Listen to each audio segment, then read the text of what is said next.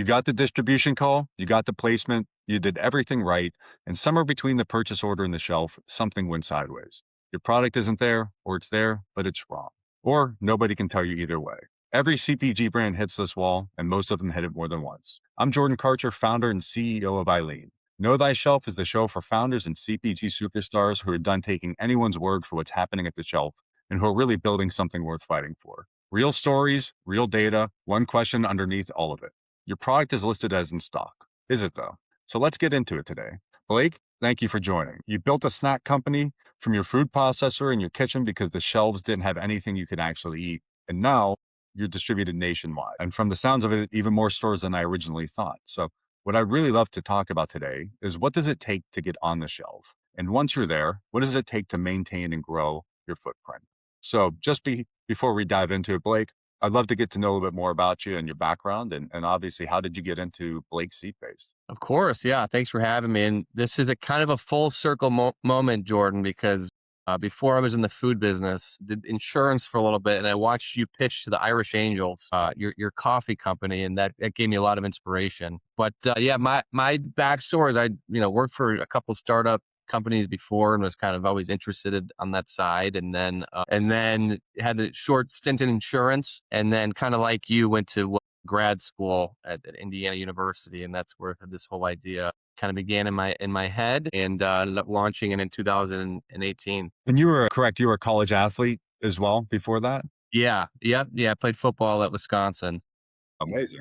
Yeah. So it was an awesome experience, met a lot of great people and a carryover between that and entrepreneurship, just as far as work ethic, as you know. Yeah, absolutely. So yeah, similar background, baseball, undergrad as well. And I'm sure you had a lot of this too when you're young and active, especially at that age. And probably when we were both playing, nutrition was really different and our knowledge of nutrition. And did that have any impact on you when you were really starting to tackle this problem? For sure. I mean, I think just, growing up, like trying to be health conscious and being an athlete, like what you put in your body was always top of mind. And yeah, I think even since we were in college, things have totally changed. Now it's like full chefs, what do you want? And before it was like, just get as many calories and many sugary Gatorades as you can. Yeah. Yeah. Well, I mean, going from the NIL to I think we had like a $30 a week stipend at one point, and you go, yeah, how many calories can I get for $30 in my free lunch I get from the training room? So I think they're definitely having a different experience than we had. Yeah. Yeah, absolutely. So when you were kind of tackling Blake's and thinking about it and your own personal experience with nutrition, when did you think that opportunity would justify actually taking on a business and really going all in and leaving your other careers behind? Yeah, I mean, I kind of took it one step at a time, and that's how we're still approaching the business. But I went into grad school and had with the consulting route, so I had a consulting offer, and then this kind of it started out of a class, but it went from kind of an idea in my head to a class project, and then we did a Kickstarter campaign, and I found a manufacturer that we still use today, and the minimum run was $20,000. Okay. So basically did a Kickstarter campaign and said, if we're going to do this, I need $20,000. And the first day we hit that $20,000 mark. Amazing. Well, who were the lead investors in the Kickstarter? Was it just friends and family that liked it, or did you get some people in the community that were into the idea? Yeah. I mean, it was really just friends and family and, put it on LinkedIn and, I think the food allergy kind of community really rallied around it. So that was important. But that was the first time where it's like, I think there's a need for this product and people want to try, a product like this. And that gave us a lot of confidence to kind of produce the product and take to the next step. And $20,000 in inventory for a startup isn't small. How did you move it? Where did that go? It was all, well, Kickstarter was nice because they're essentially pre-ordering, right? Okay. So like, we ended up raising around $30,000, got that money immediately to then, do the production run and fulfillment. But we were able to produce a little more product, and we originally just had our website. So we, for the first like 6 months to kind of prove out the concept, we just had a D2C website, and that was helpful to, continue the traction. When you were building in D2C, because I had a very similar experience, pretty quickly you start getting interest from local retailers. You walk into your local Whole Foods or your local natural store. At what point did you start to widen your kind of horizons from D2C to distributing through retail? But pretty early. Someone argued, too early, but we were in D2C for like 6 months, and then we got on Amazon. And then at the time I was living in Chicago, and Jewel Osco, which is a retailer throughout Chicago, I, sent the buyer a LinkedIn message, and next thing 3 months later, we're in and, in about 80 Jewel Osco stores. And that was our first foray into retail. What was your Joel Osco experience like? I have my own. I would love to hear what your your first run was like. I mean, I think the reality is this is in 2019, right? So any retail partner we entered at that point. I mean, we're still in there today. Mhm. Got through few products, but we were just really green as far as our packaging and promotions. There's a lot of knowledge that we didn't have at the time, but they've continued to stick by us. And yeah, I mean, like I said, we've been on their shelves for almost 7 years, which is great. That's a great run. And knowing now, kind of looking back at, let's say, Joel Osco and then some of the subsequent retailers that brought you in, and also working with a distributor, which is its own behemoth. Yeah. What were the most, I guess, difficult learning periods for you as you kind of went from, hey, this is a great idea, we have some traction, people like the product, it's exciting, but then like, what was the first moment where you're like, oh no, we don't really get this yet? I think, we're in the bar category, right? So we have, Rice Krispie treats, snack bars, breakfast bars, and it's just such a competitive space, right? We're definitely like the most retailers, we're the least funded group in all of the set. So I think a lot of it's just like, who is your consumer and how are you going to approach them? How are they going to know you exist? And I think the big learning, and it continues to be, this is just such a capital intensive business, as you know, Jordan. So like, truly understanding cash flow and understanding that once you're on shelf is kind of the first step, and then you got to move product to be profitable in those channels. So when you started picking up retail, obviously the exciting part is getting on the shelf, but what were some of the big pain points, especially when it comes to managing cash flow, and how do you truly finance and grow a brand versus just getting the first order out the door? Yeah, I think a big part of it is just understanding which retailers you'll do well in, and eventually, your velocity. I think early on, we were kind of more of a natural brand, and we would kind of more conventional route where consumers maybe didn't know us as well. But I think the whole thing is just understanding that once you get on shelf, you have to, you know, velocities have to be great, and you got to understand the chargebacks and the promotional strategies ultimately, so you can be profitable in those channels. Absolutely. And how quickly did you expand your retail footprint to a point where it started to feel like it was not beyond your control, but there's that point, I think, as a founder where you start to realize like, oh, this is far bigger than what I had originally intended or thought was possible. Yeah, we started off as just kind of a targeting kind of Midwest accounts. Mhm. And then pretty early, went from kind of Midwest, the Jewel Oscos and the London Byerlys, and then quickly expanded to like national at Sprouts and Wegmans and central market. So it would definitely expanded quicker than I think we thought we would, which was great. But I think you got to have the playbook down to really understand all the levers you can pull to ensure you're getting off shelf. And so you've had a lot of experience now, and I'm sure you've started to build up a bit more of a playbook.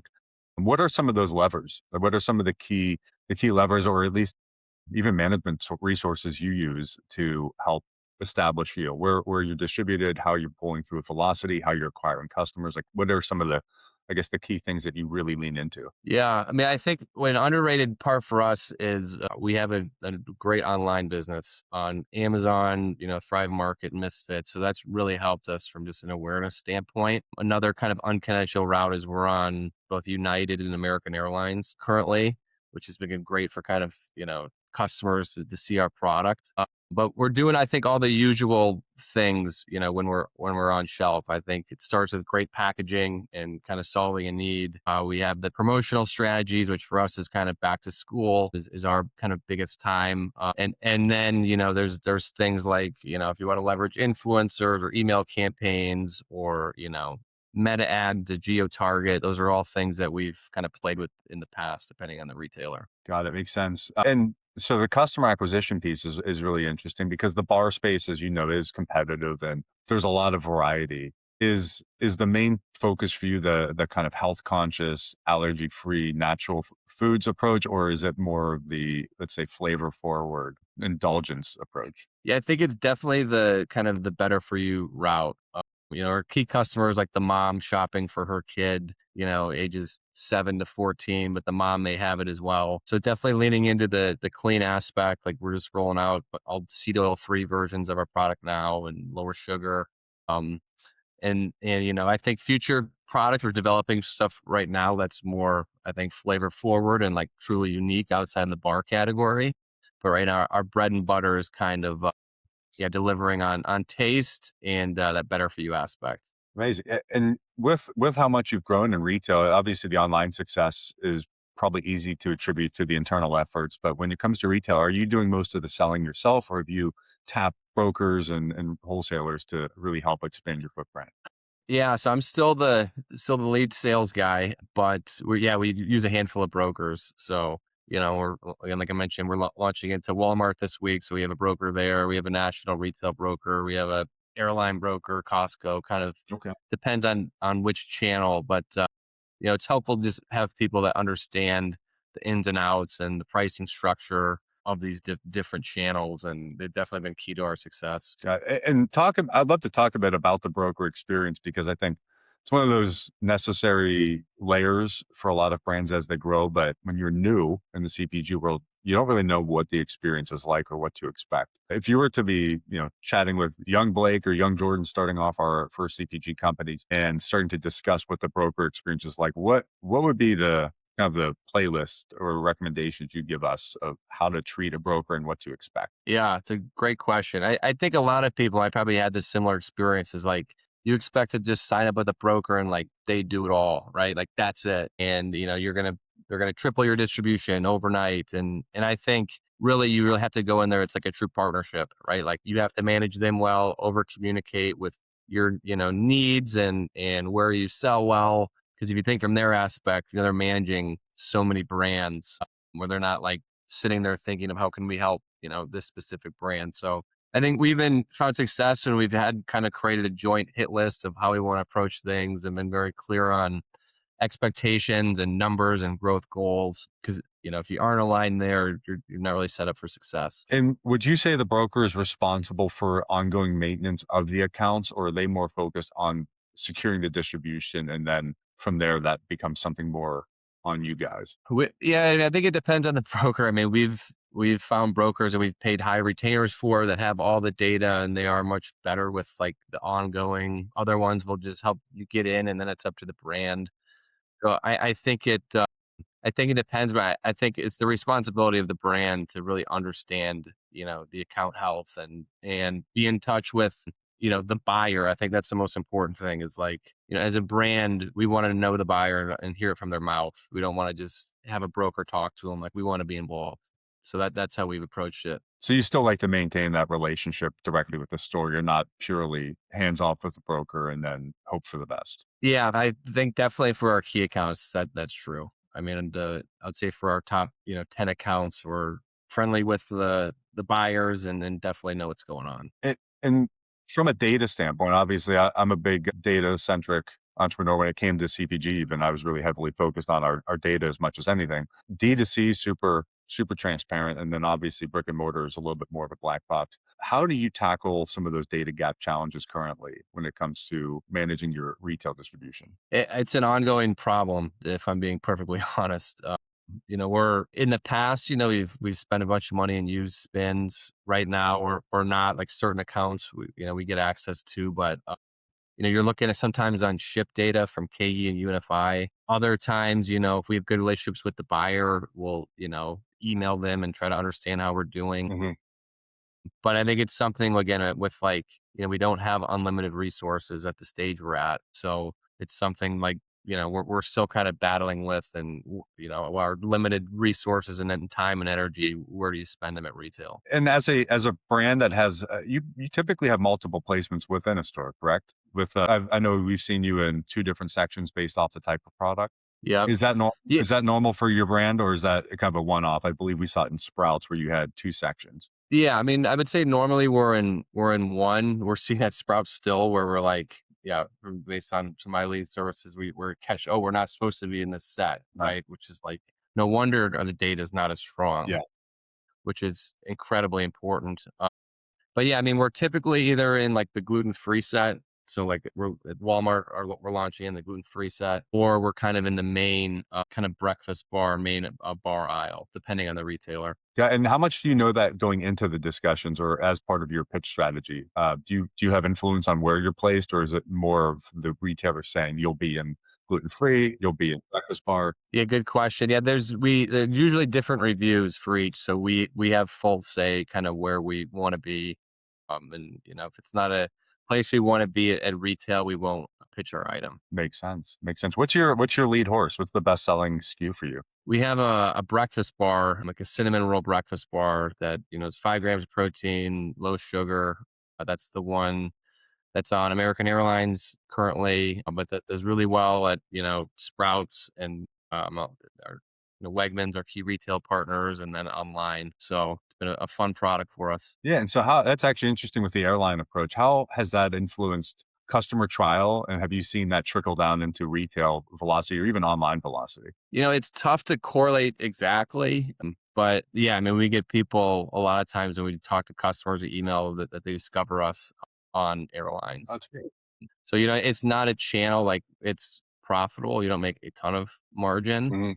but it's more of kind of discovery and kind of a marketing play. But I think the important thing is we do make some margin on it. For sure. And I mean, as a frequent flyer, it's one of those areas where you're kind of held hostage. You're going to eat whatever snacks they give you. And so it's a really good opportunity for someone who maybe wouldn't have tried the bar to certainly be like, hey, I'm in a chair, I'll eat it, see what it tastes like. And I know your products are great, so it's got to be a really awesome way to convert new customers. Yeah, the one just interesting thing on the airlines is like we tried for years, but until we had a certain scale, we couldn't get our product. We couldn't hit what they wanted as far as kind of the cogs they were looking for. So we had to kind of really scale our brand until it was achievable to finally get on board. And so when it comes to the kind of execution downstream for you, what is your kind of roadmap forward as a brand that's already available national, but in specific chains? Do you anticipate expanding through more chains, or are you focusing on going deeper with your current relationships? I think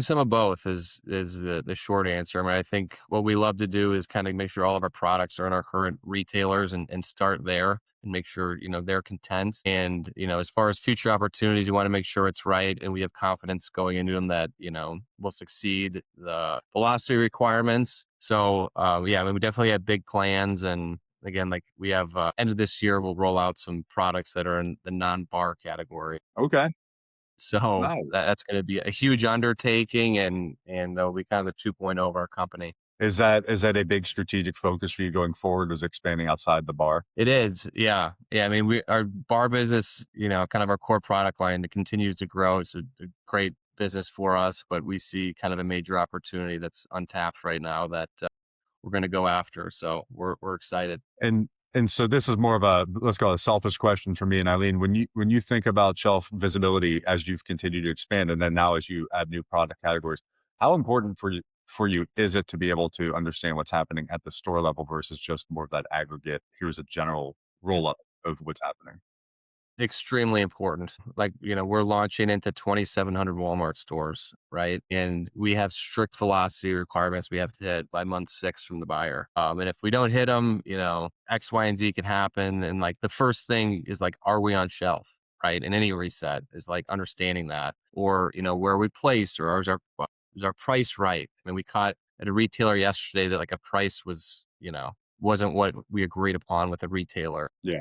which is that now so yeah, I mean, having visibility, which is a huge unlock. I think what you guys are doing is so important for brands because we love to go and get in stores and see it, but it's like we're a lean team and there's only so much you can do. So you got to rely on people to help. For sure. Well, and when you're speaking to the velocity piece, people, I think a lot of times don't realize there is a set target. And if you don't hit it within 6 months or you're not consistent, you'll be reset. And all the effort you put in, all that forecasting, all those materials you buy kind of just end up becoming sunk cost and can really pull down the business. And it's hard to overcome missing SKUs from 10% of the stores or 15%. No matter how well you do, you're starting off with at least one strike.